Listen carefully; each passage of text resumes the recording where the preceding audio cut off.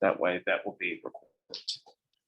Okay, so last lecture, we really went over the syllabus, which everyone should already have available.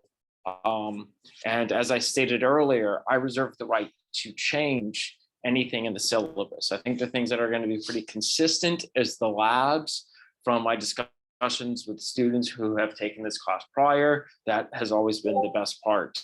Now, the way that we'll do the labs, we'll discuss that as we approach that, as we start to get closer to the lab time. Now, there is, I don't know if I mentioned this before, there is a tentative schedule that's been put together by this class very meticulously on its own webpage. It's 2467.cs.uno.edu. If I go there, this is going to be the general plan by which I'm following. Let me move this. So right here, you'll see you have a schedule. This is the schedule that I'm going to use as a rough guesstimate of where we're tracking. Now, clearly the schedule was put together. This page was hosted on a spring semester, so account for that and use this in terms of lecture numbers and not by dates. But even then, we're already going to deviate some, because if you look at the syllabus, which I've modeled heavily on prior syllabi for this class, you're going to see that besides the required textbook, which everyone should now have access to, right? I made some phone calls to the bookstore. I had some people who had reached out to me very kindly. Thank you for that. When I assigned reading, I had like 5 emails that said, I don't have access to the book. So I called the bookstore, and it appears that what has to happen is the bookstore has to adopt course material that I request onto that course. So since things were kind of very late to the game, I had them do that yesterday. Has everyone checked? Does everyone now have access? Excellent. So I want everyone to use that book that you have access to start reading through, starting with chapter 1. But that's not all I want you to read, right? There's the optional text that will be a good reference. The C book that is in the slides isn't necessarily what I would consider a beginner's friendly book, but it's a great book to have on hand for when you're using C, just to kind of flip through and use as a reference book. But the other 2 PDF documents that are in the syllabus are here. I have, it's this one here, the Essential C, and this one here, Unix Programming Tools. These are very good resources to kind of take your Java knowledges and bring you up to speed to have a little bit better understanding of C. So I asked around, and it looked like we just jumped into the intro lab with the assumption that everyone kind of read through these PDFs. So what I think I'm probably going to do this semester is generate some slides based off of these materials and kind of go through this before doing our intro lab, just to make sure everyone has a solid foundation that we talk about in class, so that I'm not just assuming everyone's read this, because I've taught before, if I assign 60 pages of content outside of a textbook, I guarantee only like 5% of the class will actually read it. So if I find it valuable, I need to spend some lecture time to actually go through it. So because of that, we'll probably be a little bit, we'll probably do the intro lab next week, right? And so if you remember, on my very first set of slides, I said the lab 0 was going to be due August 22nd. Well, I'm already pushing that back, right? But I want to push it back to guarantee that when we step through that lab and we're talking about how our C code goes from human readable text files into something that executes on our machine, you kind of understand what's happening with the C code as a programmer, right? So that you actually understand what's happening from the source code component. And then we'll talk about all the intricacies of how it then gets assembled and linked together into something that can then execute. Okay, so with that said, does anyone have any questions regarding that thing? So again, this is a good reference website that I'm going to be modeling the rest of our lectures on, but we're going to be taking the TED journey through this material. Okay, so I'll make these slides available to you probably maybe Friday, because working on these slides really reminded me how time intensive making slides are. Fortunately, the textbook already has really well-made slides. And I looked around, I was actually quite surprised that for as popular as these materials are, someone didn't already generate slides for them. So we'll have an advantage for this class thereafter. So I'll probably try to step through. My goal is, what is this? We have about an hour and 15 that we can go ahead and have per lecture. I'm probably going to try to, it's my goal to get through probably the first two sections of this document. So this document, the Essential C document, is about 45 pages long. Has anyone read it yet? One? Started? Yeah, it's, you know, pretty dense if you want to also do that in terms of the textbooks. So fortunately, if you've gone through 1583 and 2120, I think a lot of this is going to be relatively simple. And the really interesting parts are going to be the sections where it starts talking about pointers and being able to allocate memory, the stuff that Java does for you. But let's start to step through everything. So a quick overview of this document, Essential C. It starts with an introduction, try to motivate what is the C language and why you should care about it.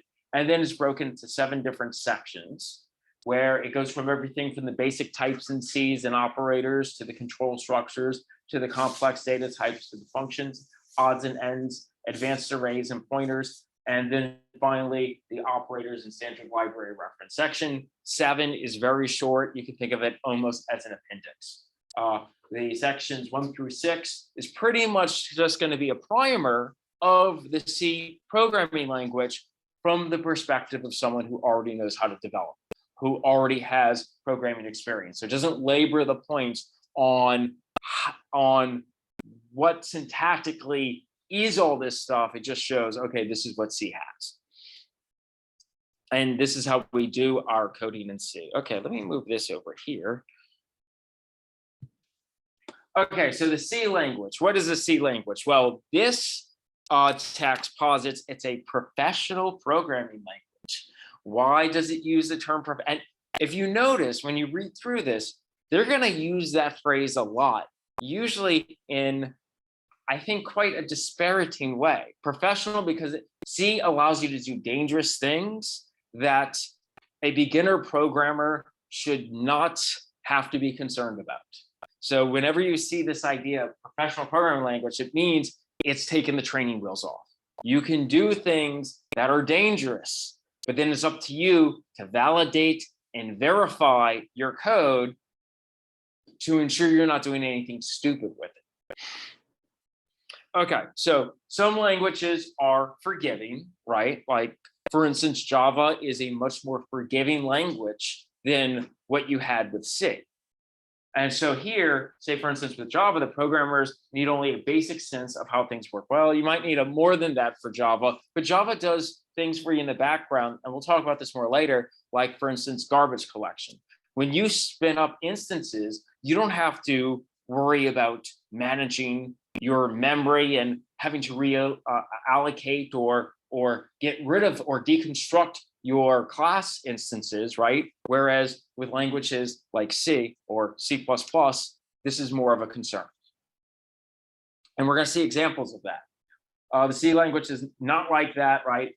It's designed for speed and efficiency. There's a reason why in system programming concepts, you can create your OS, right? We can create these underlining low-level applications that talk directly to the hardware or to the OS with C. And it's because we don't have that layer of protection that sits between our code and actually going ahead and provide those instructions to the underlying hardware. Okay, so that's the C language. We mentioned that, I think, oh Lord, going through that a little bit quicker than, let's see if we can't do this. Okay, perfect. Okay, so with that said, though, C is simple. The base set of instructions that you have available to C is pretty sparse. It's not very dense. And in addition to that, you know Java, which is part of the C family. So all of the ways that you've already learned in 1583 and 2120 and 2125 to start developing code is going to transfer quite nicely when you start programming in C. Now, Java has a lot more checks that it will perform than C will. So you might have Java code where it might check to see if a index into an array, for instance, is valid or invalid. Whereas if you go ahead and compile with C, you're not guaranteed that kind of check. And as I stated earlier, C doesn't have garbage collection to manage your memory. You have control over how to manage that memory, but that's an additional complexity that's left up to you.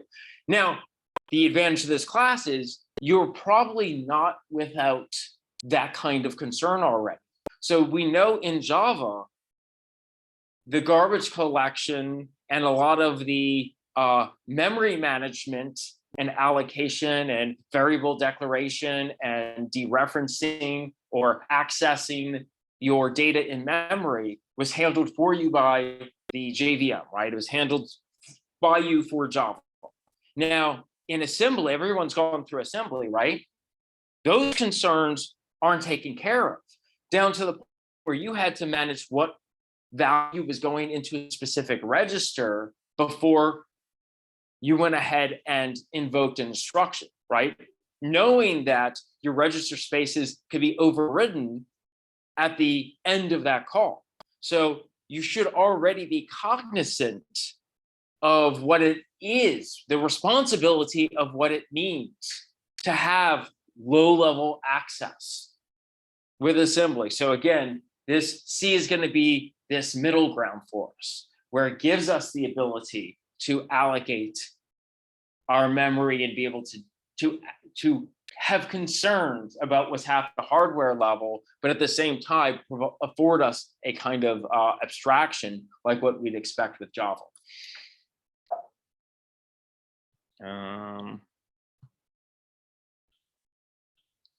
Okay, so when do we use C versus when do we use Java? So covered in here, C works best for small projects where performance is important, right? It's popular and influential because it's clean and minimal. If you want something more portable, then you use something like Java, right? So, and when I reference portable, portable means that I can compile it once and run it across multiple machines. The reason why we can't depend upon that in C, I'll talk about that more. In fact, the document here will talk about this more, but it's because even down to your primitive types can be different depending on what machine you're compiling your code down to. It's possible that a data type might exist as a 16-bit data type on one machine, but a 32-bit on another machine.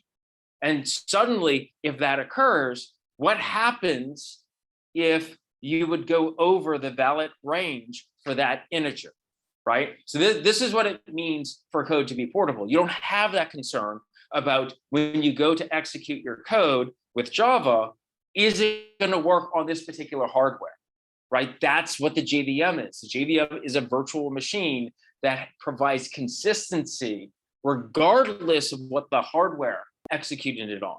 But the beautiful thing about C is that it allows you that granularity to get into the layer and actually operate on a machine that has different definitions of your primitive data types. But you have to be aware, you can defend against this, right? You can do type defs and actually implement in a way that gives you portability, but that responsibility is on you, right? So like the point is you're aware of that right now because these are easy holes that if you're used to all the protections given to you, you can fall into not realizing. Okay. Okay, other resources. We already talked about the C programming language book, right? Very good. Everyone should have that on their shelf if you consider yourself to be a true, real software developer. Now, with that said, this document here has additional documents and resources that are not required. But if you find yourself so interested, or if you find yourself confused after reading some of these, they have some follow-up with much more information. So for instance, one of the most challenging things about C, coming from the realm of Java or from even a higher level language, is pointers in memory. Now, I'm assuming you have a little taste of playing around with pointers with assembly, at least conceptually, right? Is that am I correct in assuming that? Like, just out of curiosity, because it's been a while since I've looked at the assembly course. What is it that you do in the assembly course? Last semester was mainly looking to the different operators, seeing the different operators, and watching the watching the different registers and where the flow went, what the different registers, all the different times, all the buttons.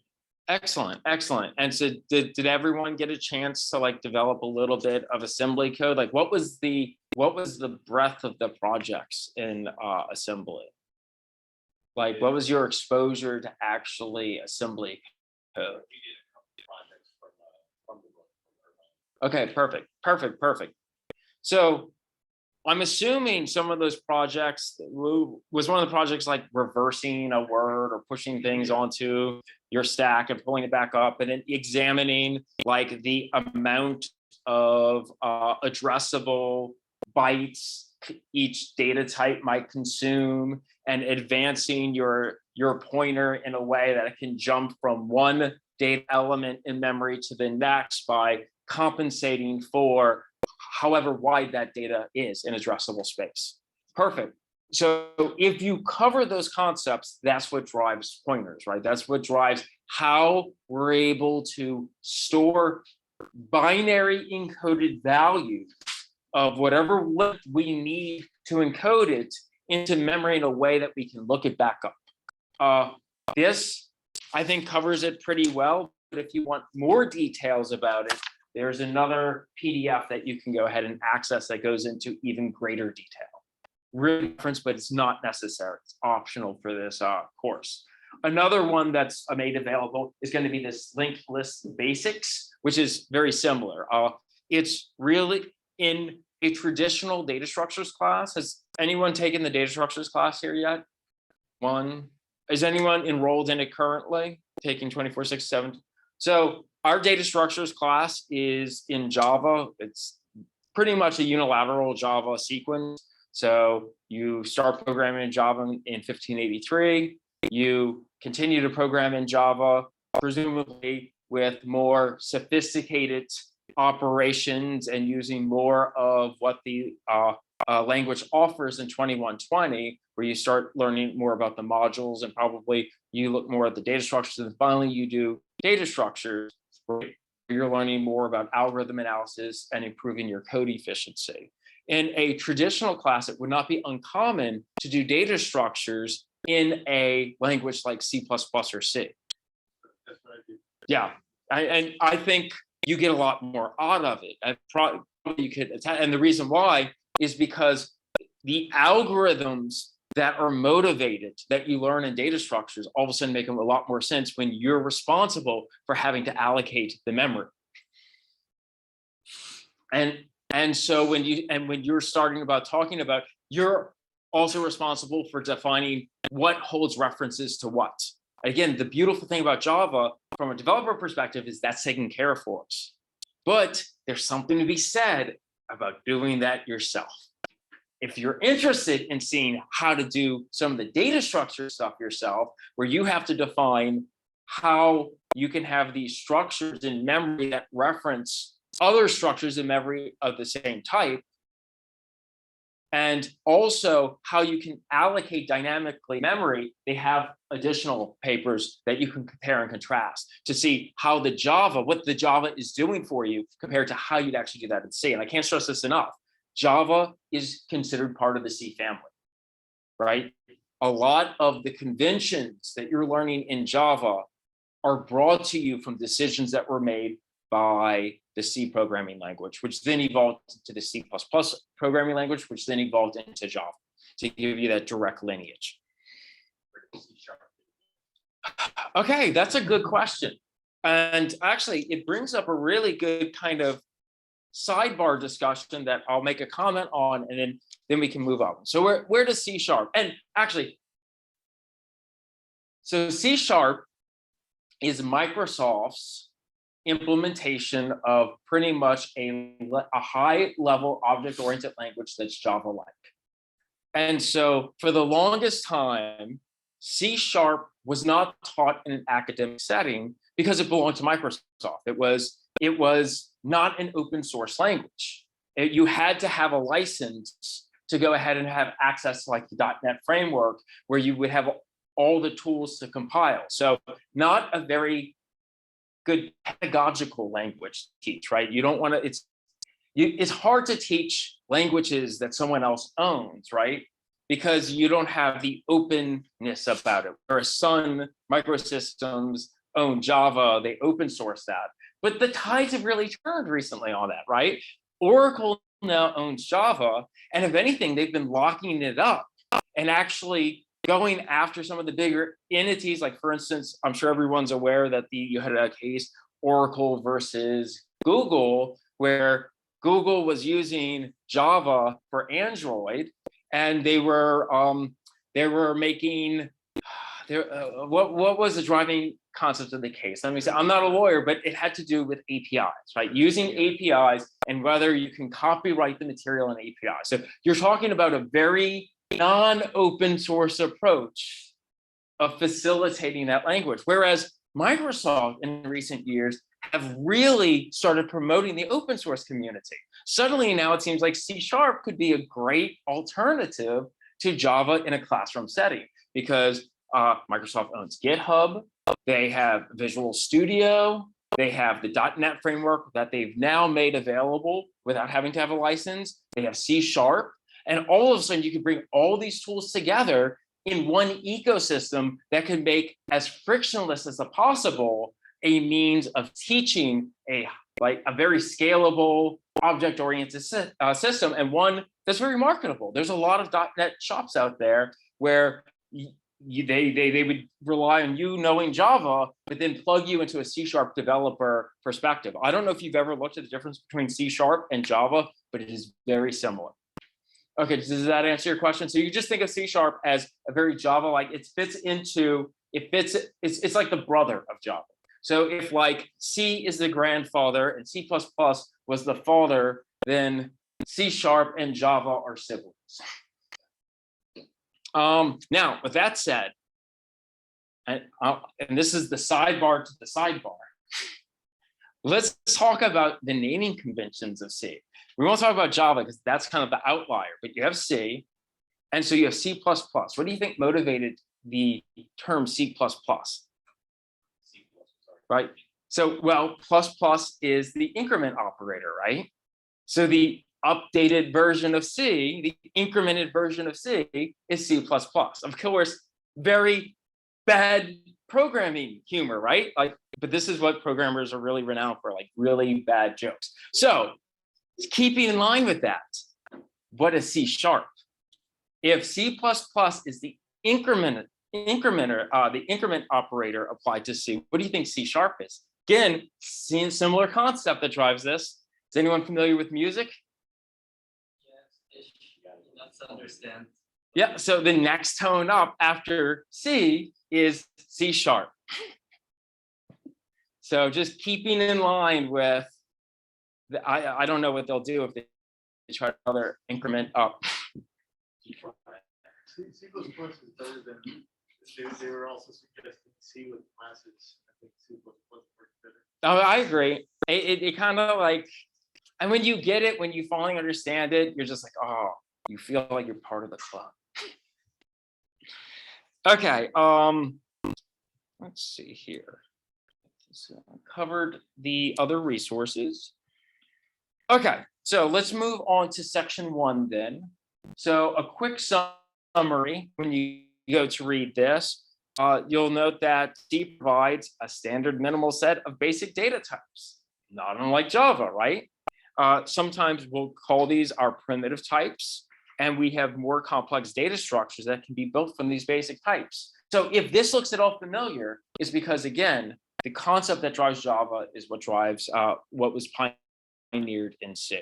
So let's take a look at some of these primitive data types. Let's start by looking at the integer data types. Now, as we recalled, so in a purely abstract space, when we start just talking about data modeling, we can start, when we start, and when I say data modeling, when I start defining things in terms of measures. So every time we develop software, what drives our ability to model an object is by creating a set of properties that we can ascribe as either numerical values or text values or Boolean values, right? Like fundamentally, all of our data models are built off of the concepts of numbers, text, and yes and no, right? True or false.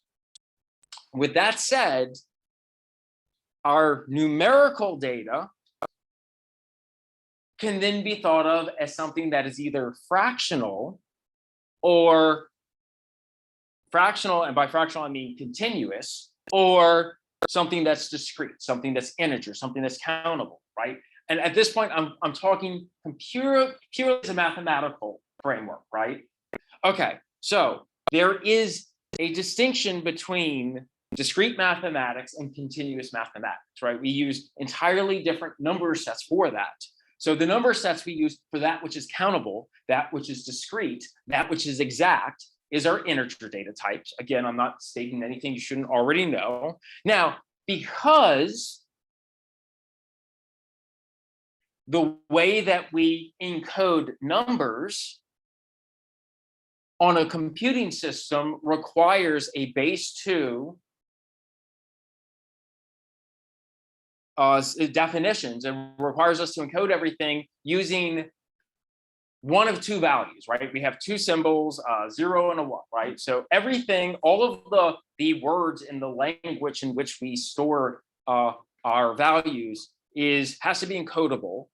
And so then we have to make a decision, how many encodable words, how many binary strings do we need for whatever type of data we need to go ahead and preserve. So with that said, integers, right? When we're talking about primitive data types, what a primitive data type means is that every possible value for that data type is hard-coded inside the system.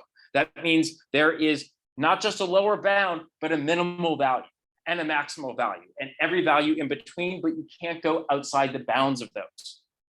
And so there are cases where you only need a couple of values, or you need a lot of values. And this motivates having different data types of the same conceptual type. So I have my integer types, and I have a car. And a car is a type of integer. It's a numerical expression, right? And so, for instance, it is 8 bits.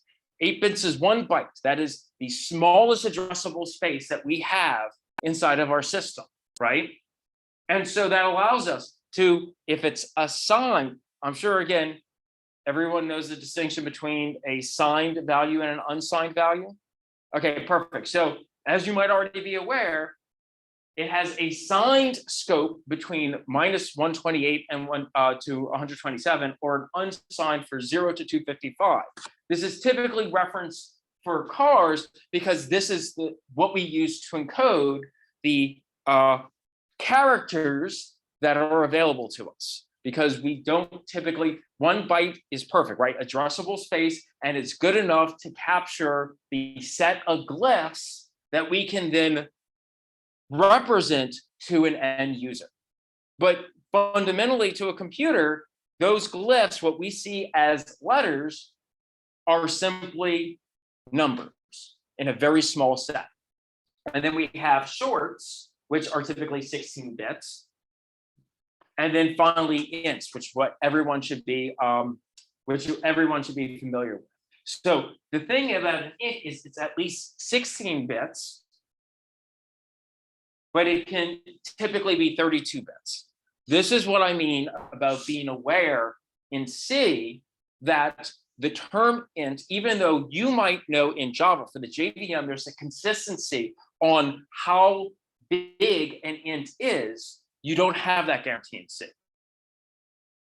So you might build software with that expectation, and you get a strange bug where you're doing some kind of computation, and then suddenly you get a result that you don't expect. And that's a very nefarious thing. Like, could you imagine the amount of troubleshooting it takes to get to the point where you're like, this particular machine uses a 16-bit int as opposed to a 32-bit int. You know how you find that? Debugging. You'd have to step through a debugger. That's hours and hours of work looking at how the values are updating line by line to see, oh, that value isn't what I thought it was going to be. You want to avoid that, right? We'll see how we can avoid that moving forward, again, with being able to ensure that we get that portability we want by defining what the ints should be in our own code base and not relying on the default values.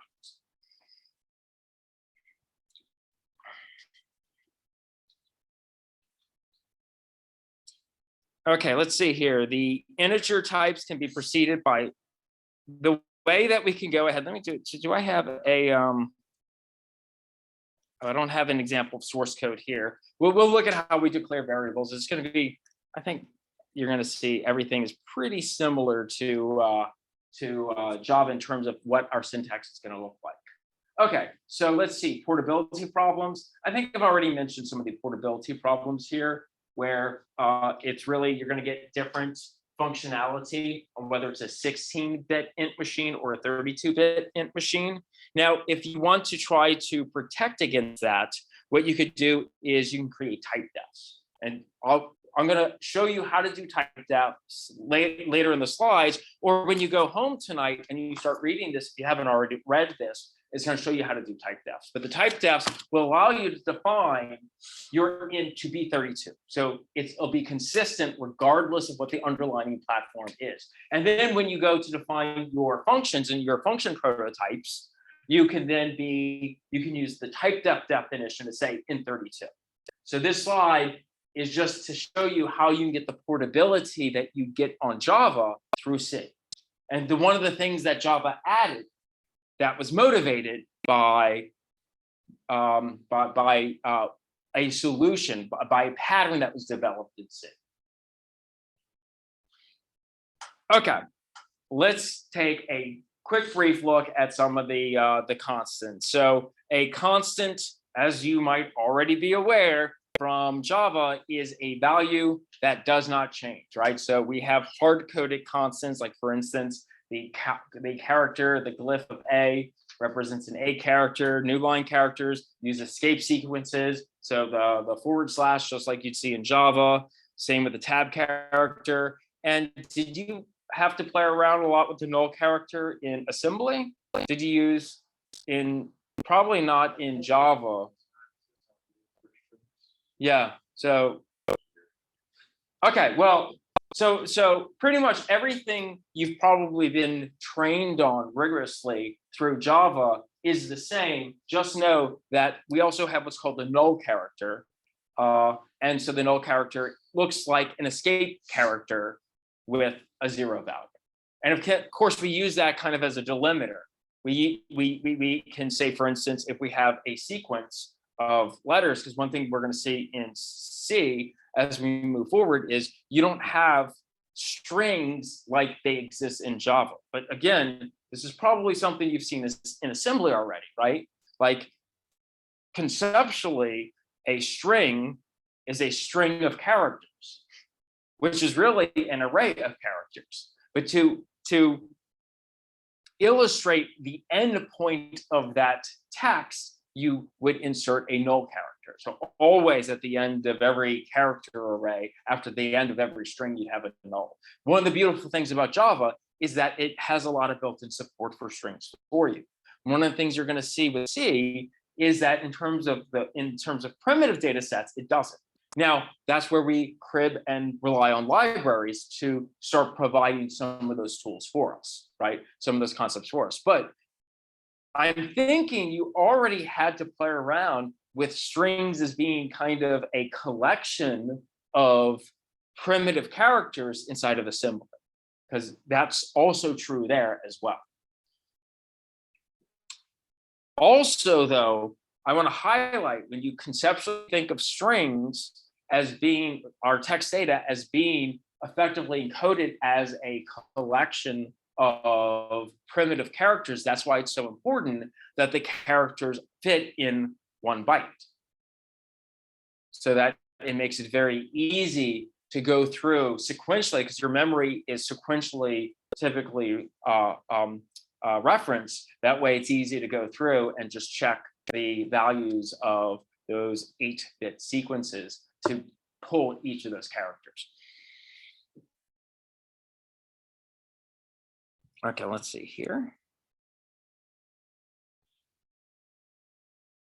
Okay, so let's see. We talked about, so in the same is true in terms of integer constants. Moving on and expanding your Java into C, the default value of an integer, of a non-fractional number is an integer. But as we saw, there were different encoding schemes based off of the width, the amount of bytes that these values can consume. So you can always add, say, for instance, an L at the end to make a long integer value, or you can go ahead and change the base encoding. So like a 0x in front of your number can change whether it is a hexadecimal value versus a base 10 value. In fact, if you just put a 0 in front, it definitely guarantees it's base 10, but base 10 is the default value we have and whatnot. We will look at more of using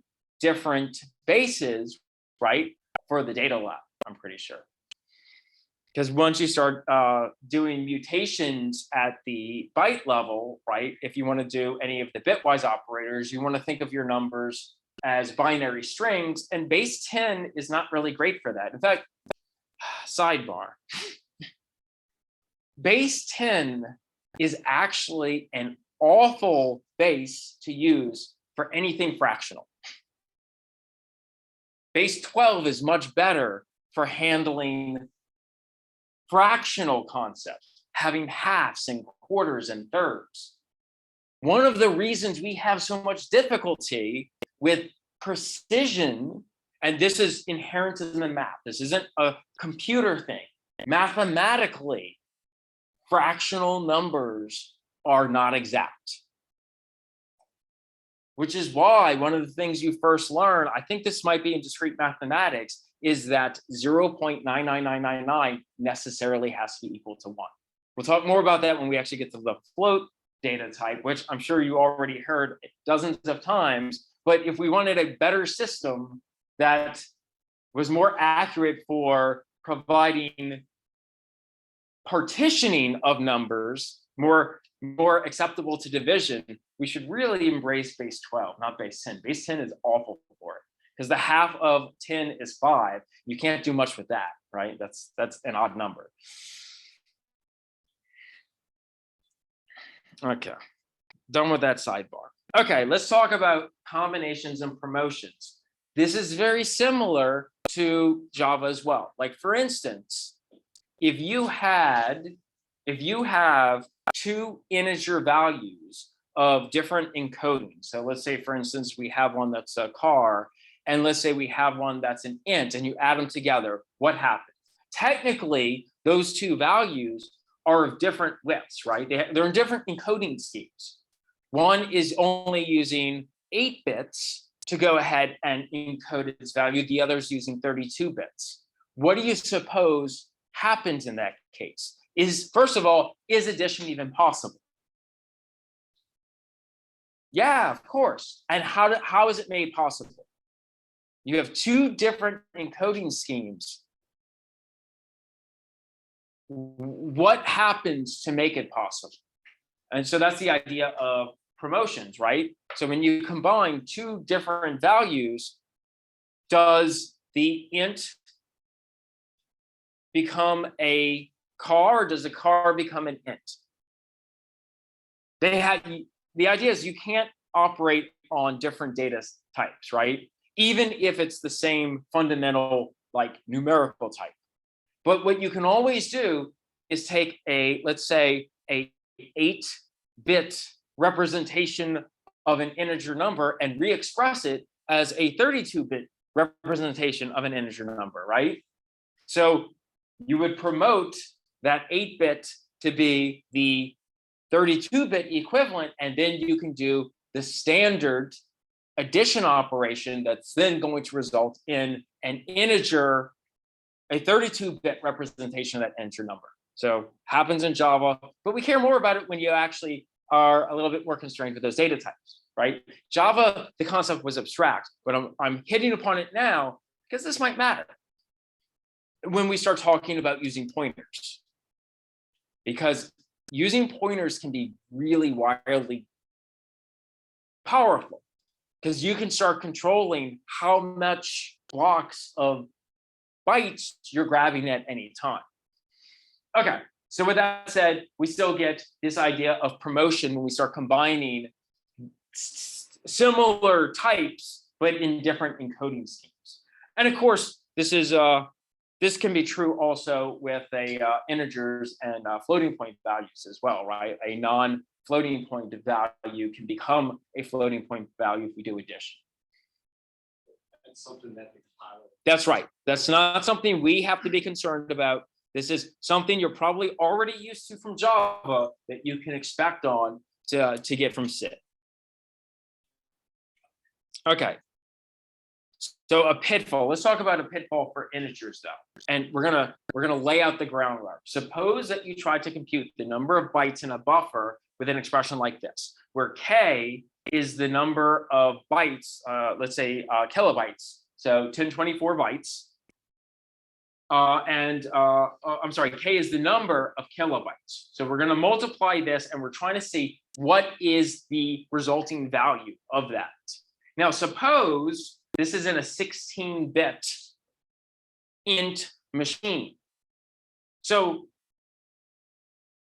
if k is less than or equal to 32, I mean, if k is greater than or equal to 32, the product is going to be too big to fit into a 16-bit space, right?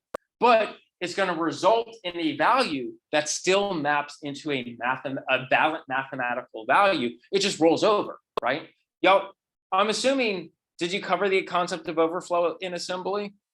Like integer overflow? Yeah, so clearly you could have that happen, right? That is something that can result in erroneous numerical values that is hard to identify.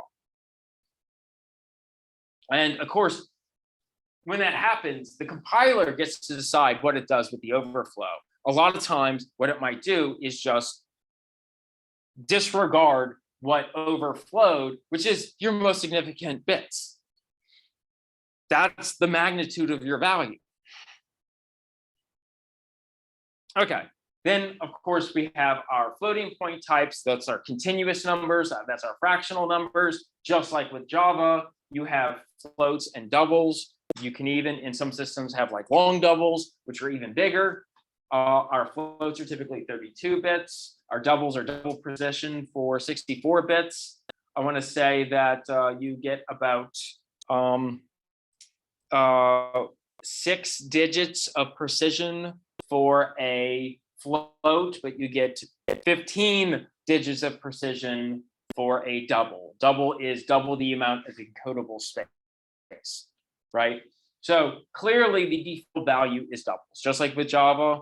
It's like, or Java is just like C, where you want to try to get as much precision as possible when you're dealing with an innately numerical representation that is not exact. The only reason why you should ever use float is if you're concerned about the amount of memory it's going to require. In today's modern systems, that's almost never a concern. But again, recall that C is sometimes used on very bare bones minimalist systems. So there might be instances where you have very little memory that the precision, the memory consumption is more valuable than the precision of your floating points. If that's the case, then use a float. Just be aware of that. Just be aware of the trade-offs.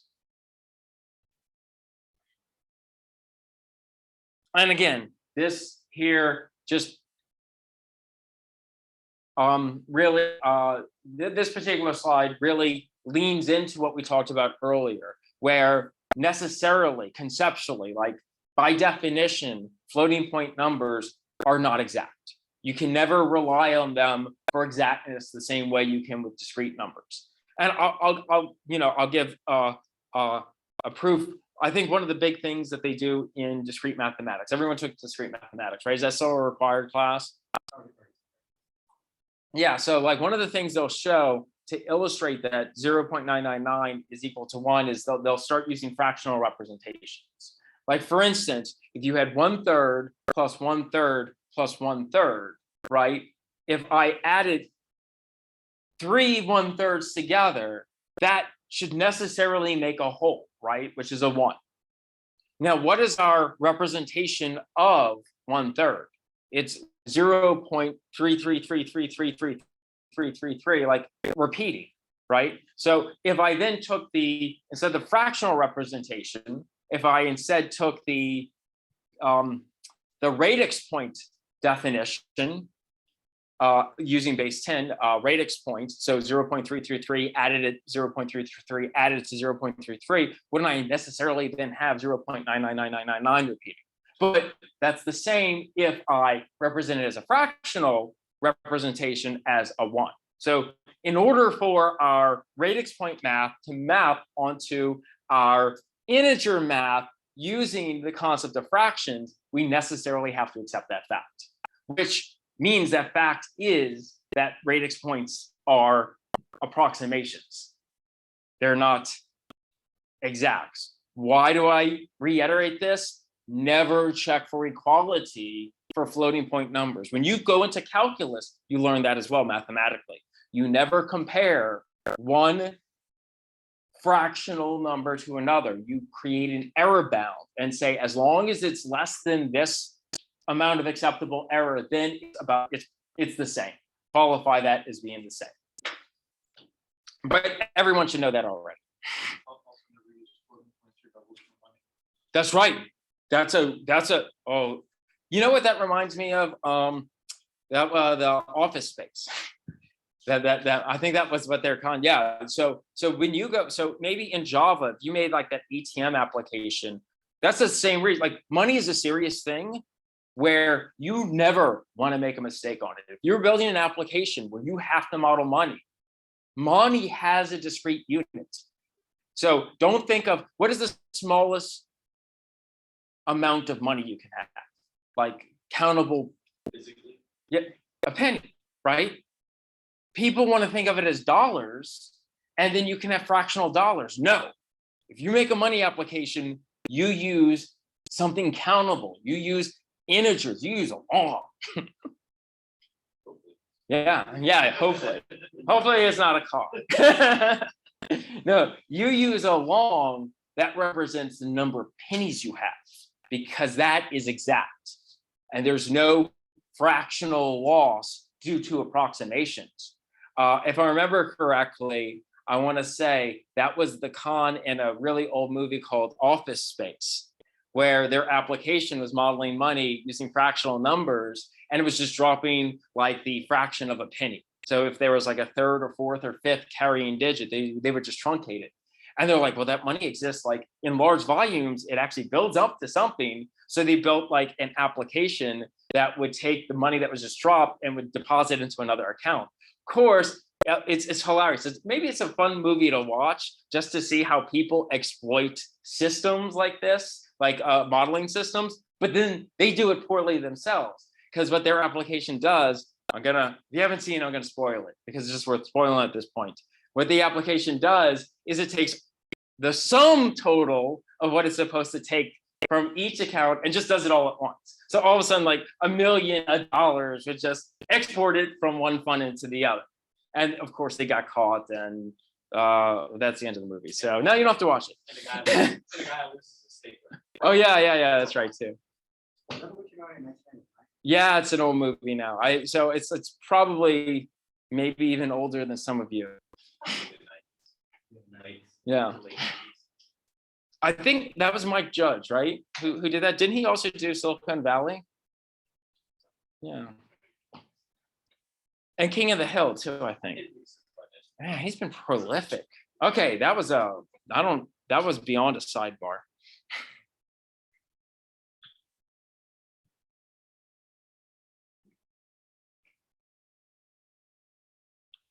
Okay, let's see here. Other things we should learn about C, since we're like going down this rabbit hole. Comments, same, right? So we can multi-line comments we can do with a slash, asterisk, do, and then everything up to the asterisk slash, bam, multi. Here's an interesting thing though. The slash slash for an end of line comment was something that was introduced in C++.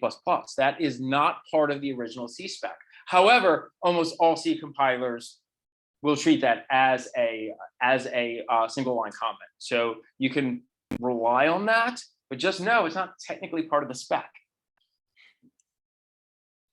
Okay, let's talk about variables. We declare our variables with the data type and then a name or alias by which we want to reference that variable later on in our code. Pretty Java-like, or Java's pretty C-like. I got to be more accurate, right? Okay, so again, the idea is that data is a combination of bits, like a binary representation and context. So I can have the same binary representation for a float number as an int number, but giving the context of float or int gives us a different, effectively, dictionary to look this word up in that produces a value that we expect. Okay, let's move on. I have a question. So you said before, the slide before this. Yeah, you said before, the comments that we first introduced to C. Yeah. So the same way you comment. So, okay. I am a big fan of Donald Knuth, right? So he pioneered a concept called literate programming, where your code should be readable in a way that a story or a text is readable. So I don't mean to pile on engineers, but have you ever read some poorly written code from an engineer who did not have the concepts of naming schemes being very important and where there's a heavy reliance on just magic numbers? Does everyone know what a magic number is? Did you cover that in like Java 1 or Java 2? Magic numbers are just numbers that appear in your code that's critical towards the logic. Like you might compare to, say, for instance, the number 128. And someone else goes to read your code and is like, why, if it's 128, do I do this thing? Right? What's the better? So if you see that, what's the better approach? As someone who's going through computer science, the better thing would be to create a constant, right? That has I would say a name, that has an alias, that has a name, that has a label that explains why or what that number represents. You avoid magic numbers. You avoid functions and variables that are just X or Y or single letter things, right? Now, sometimes you'll have to minify your code. Like this is very popular in things like JavaScript. You might have this beautiful literate code, but because the actual byte count matters, compressing it, you don't need to have a 15 character variable name. It could just be a single letter variable name, and that's a lot less bytes that has to be transmitted from your server to your client. So literate code is great for developers, but the process, sometimes there's a process of minification or compression for the purposes of transmitting to it, because the machine doesn't care what it's called, right? It's just an alias referencing some location in memory. It knows the X just as well as it knows dog name, right? Just takes a lot less characters. But as developers who share code with other developers, we strive to have naming conventions so that we give proper names to our functions or to our data types, or to our parameters, or to our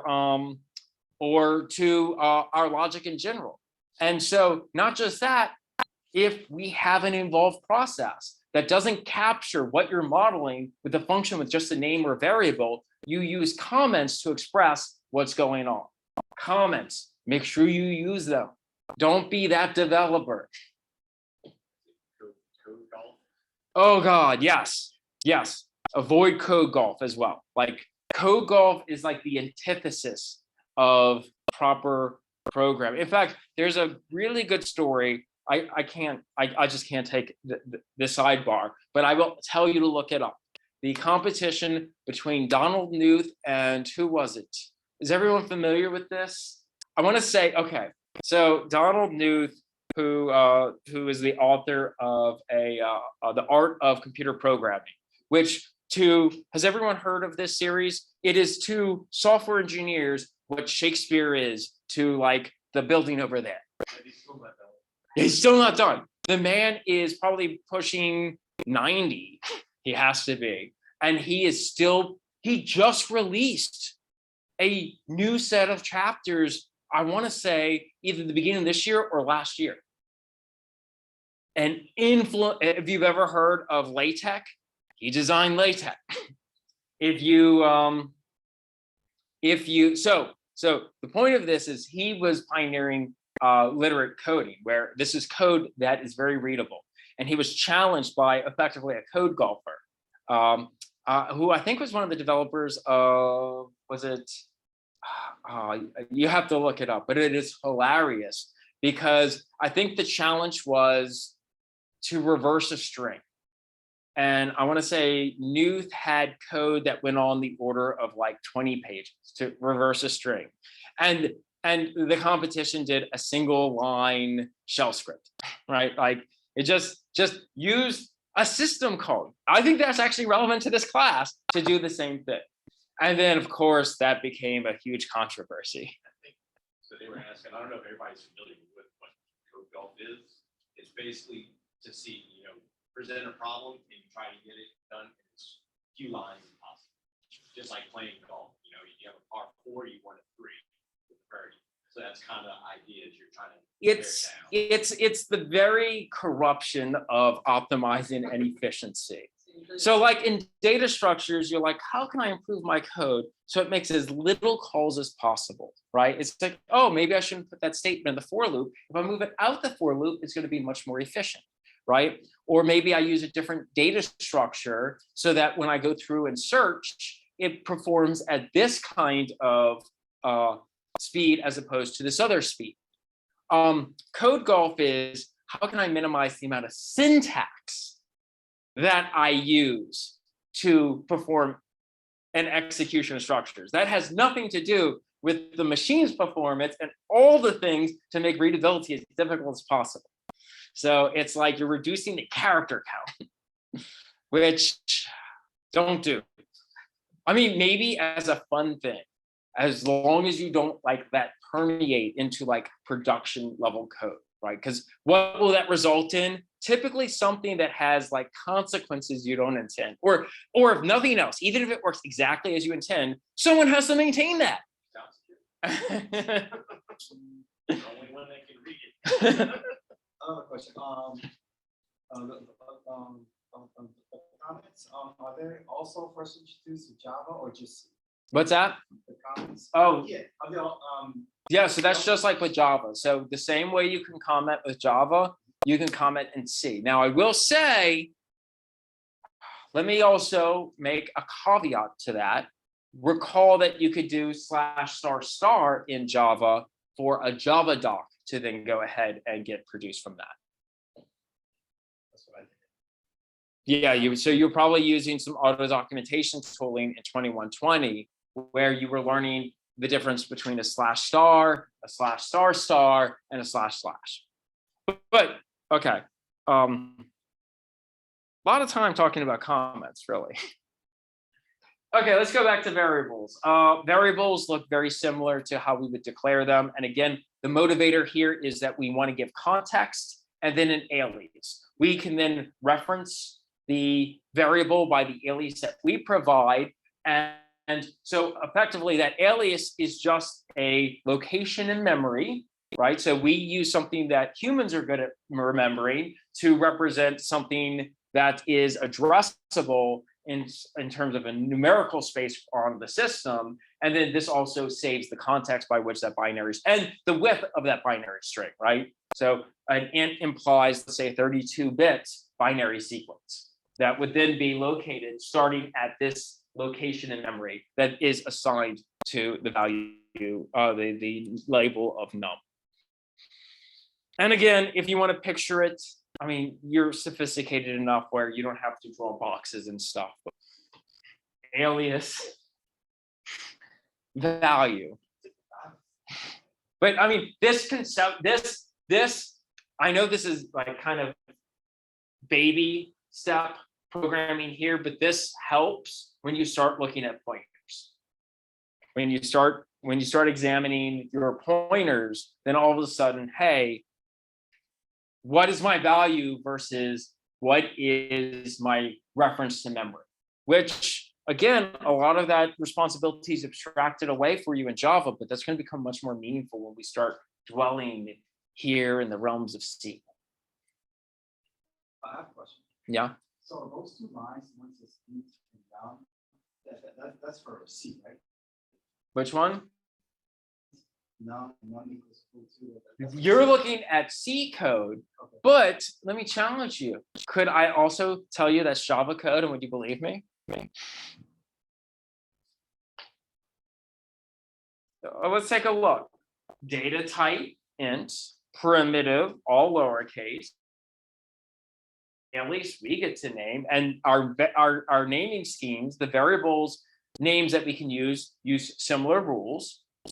Semicolon to end statement, that is a variable declaration, right? Okay, a assignment operator on the left hand side of an assignment operator is our variable name, and on the right hand side is a value or something that results into a value.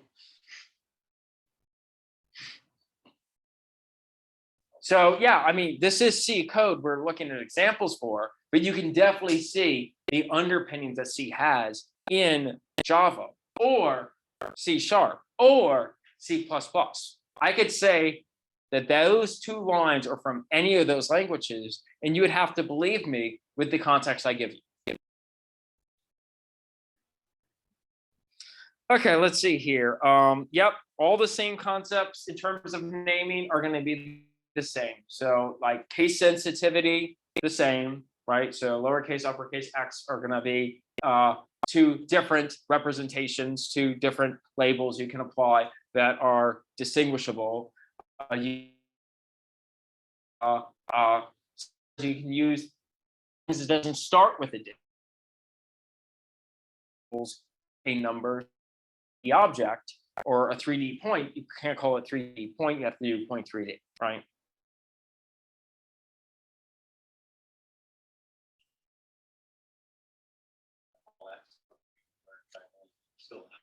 Yeah. Yes. Yeah. So yeah, we will use camel case, but that's a very good question because different dimensions. You should, one of the first things you do when you learn a new language, this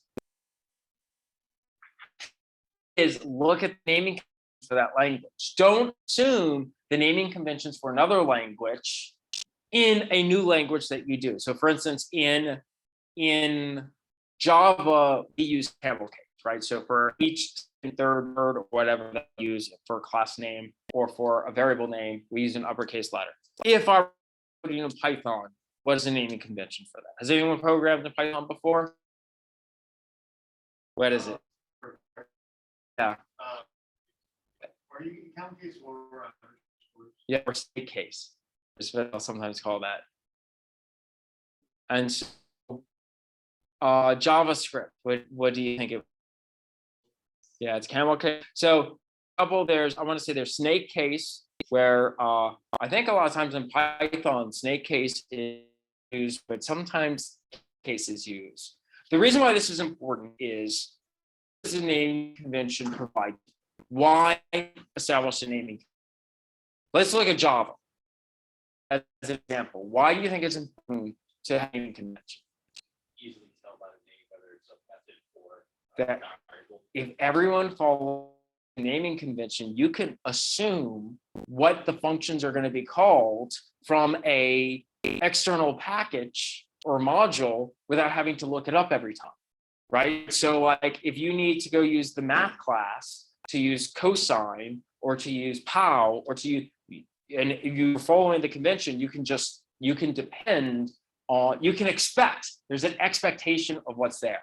Let me give you other naming conventions. Imagine if, say, for instance, you opened up a browser, a window tab, and there's like an X and a square. What do you think is going to happen if you hit the square icon on the window? It's gonna full screen. And what if you hit the X? Okay. Now that is a naming conventions we've established where we've trained people on what icons mean in terms of behaviors for GUIs. I could, as a developer, just abandon that and say the X is how we maximize, and the square is how we close it. And I could do that, but people are going to be really frustrated with my application. They're going to be like, I keep maximizing, it just keeps closing. It keeps crashing. This is why it's important to follow. And it's not just with coding, it's for everything, right? Like we have rules. It's like if you're driving on the street, you don't want to go when the lights are red, or you don't want to stop when they're green, right? There's conventions for that. Okay.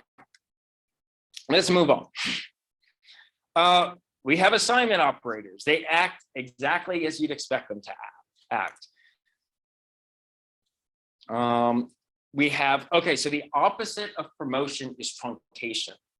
And again, so truncation means that we lose some information in order to take something that is of a higher precision to map into a lower precision. You probably see that we're most often taking a floating point representation and truncating it into an integer representation. But that could happen. You can also truncate though from integer to integer. So if say for instance, I had the value of 32 mapped as a int, I could represent that still as a car, right? I could truncate that effectively. That's not a promotion, that's a truncation. Even though I haven't lost any accuracy, I've lost the ability to expand that number beyond whatever the scope of the character is now. I've reduced the number of encodable bits for that value. But again, let's talk about pitfalls here. Let's see how truncation works in this regard. Here, I have declared a variable called ch that is data type car. And here, I created a variable called I that is data type int. I'm going to take my I, which is 321, right? And I'm going to then set my value of ch with the value of I. What's going to happen is my value of ch is going to be, and we see on the slide, it's going to be 65, right? Now remember, the max value I can have for the character is between 0 to 255, right? You don't have any encodable value higher than that. My value of I is 321. So why is my value 65? Well, what happens when we truncate? We lose the most significant bit. It just takes, what's happening with C is it's going to take what is in the lower register space, effectively the binary sequence, and just move it over. So if we take the lowest, if we take the most significant bit, which in this instance is going to be 256 for our binary representation of 321, right? And if we suddenly drop that, then what we're left with is 65, right? 321, you drop the most significant bit in this truncation, and so we're left with 65. So notice truncation with integers works differently than the way you've learned about it in Java. In Java, you truncated the fractional number, right? You took 3.14, you dropped the 1.14 whatever, and you were just left with an integer value 3. we can truncate and see again, like C lets us do all sorts of crazy stuff. But notice truncating can happen with your binary sequence, and it happens at the most significant bits. Those are the ones you're growing out, right? You don't grow from most significant bits to least significant bits. So the thing you preserve is going to be the tail end, the rightmost end of whatever amount of bits you have.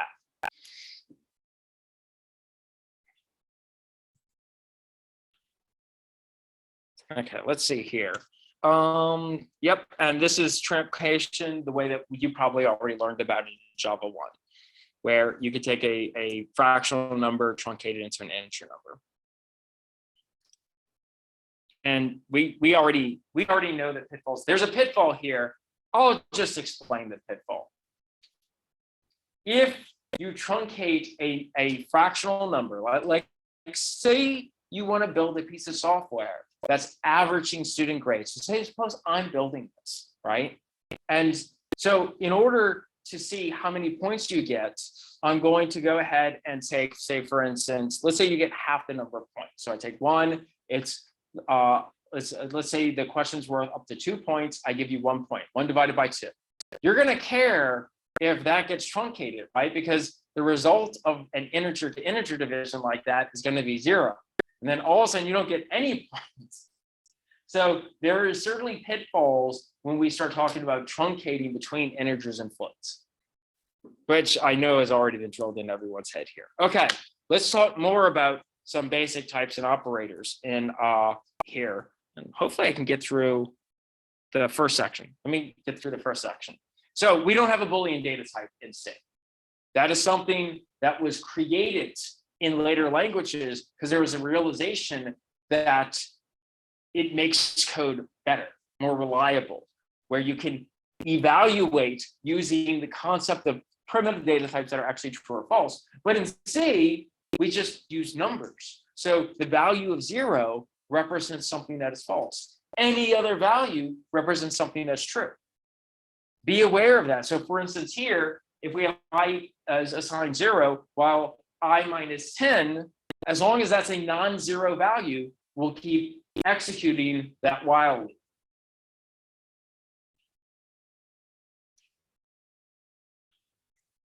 Okay, our mathematical operators exactly the same. We have addition, subtraction, division, multiplication, and the modulus operator. We have our increment and decrement operations, which are exactly the same.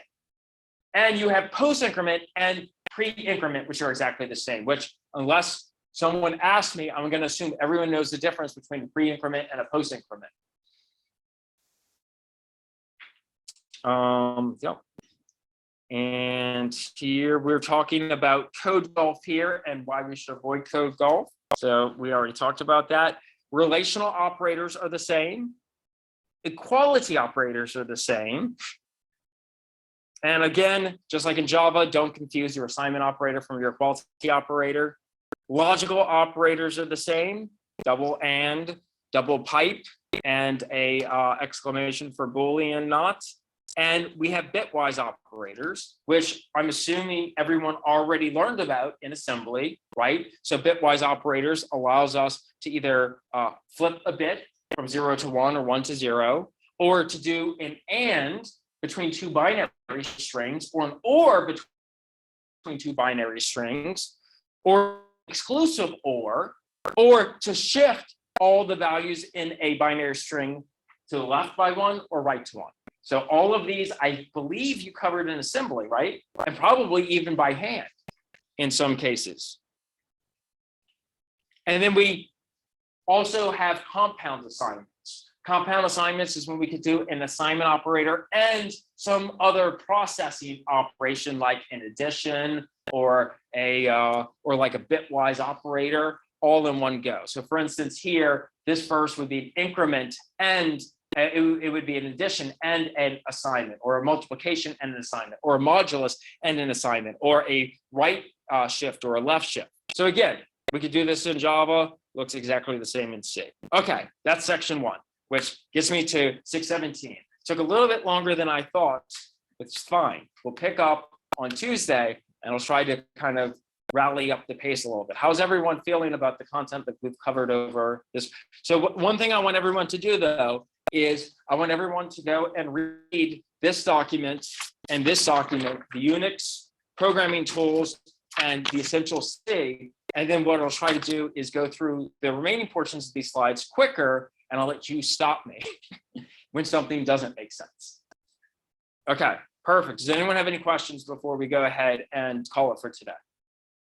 Excellent. Everyone have a great weekend. I'll see you on Tuesday. I'll make sure the online people didn't have any questions. It's choppy. 608. Yeah. Back from when you saw it up, pretty much. Excellent. Okay, so here it was.